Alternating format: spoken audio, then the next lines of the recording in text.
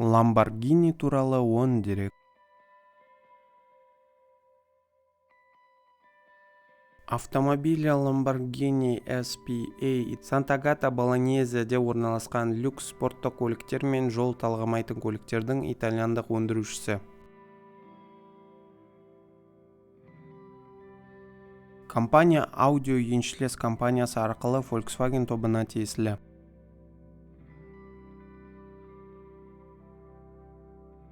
Ferruccio Lamborghini 1916-1993 жылдары өмір сүрген итальяндық өндіріс магнаты. 1963 жылы Ferrari мен бәсекелесу үшін автомобилі Ferruccio Lamborghini SPA компаниясын құрды. Компания артқы ортаңғы қозғалтқышты, артқы доңғалақты жетекті схемасын пайдаланғаны үшін атап өтілді.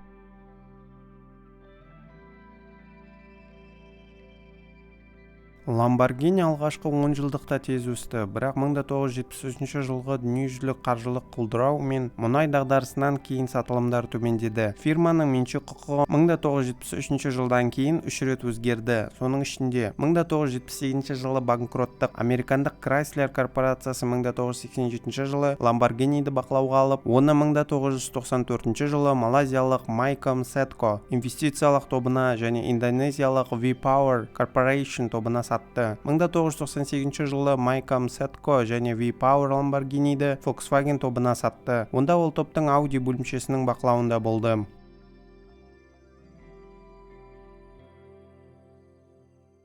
Бренд портфолиосына жаңа өнімдер мен үлгі желілері енгізілді және нарыққа шығарылды, және бренд үшін өнімділіктің жоғарылауын көрді. 2000 жылдардың аяғында дүниежүзілік қаржылық дағдарыс және одан кейінгі экономикалық дағдарыс кезінде Lamborghini сатылымдары шамамен 50%-ға төмендеді.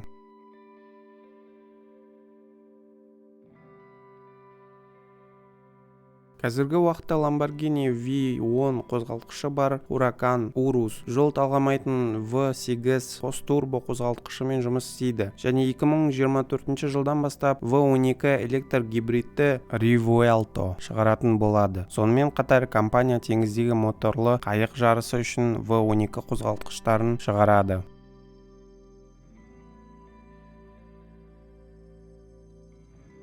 1948 жылы Ferruccio Lamborghini негізін қалаған Lamborghini Trattori компаниясының штаб-пәтері Pieve di Centoda, Италияда орналасқан және тракторлар шығаруды жалғастыруда. 1973 жылдан бастап Lamborghini Trattori автомобильді өндірушісінен бөлек кәсіпорын болды.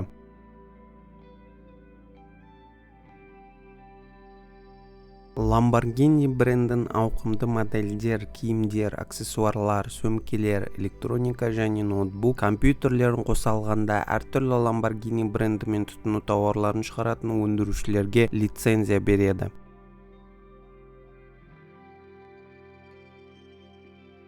Бренд сәйкестігі. Коррида әлемі Lamborghini тұлғасының негізгі бөлігі болып табылады.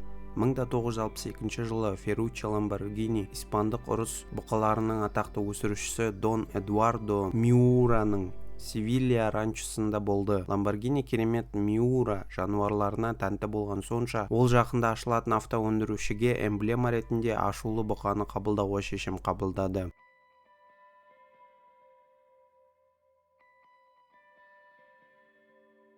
Табыстың өсуі 2,38 миллиард еуро 2022 жыл. Операциялық кіріс 614 миллион еуро. Таза табыс 10,1 миллион еуро өсті 2014 жыл. Жалпы меншікті капиталдың өсуі 1,832 миллиард 2014 жылға қарағанда.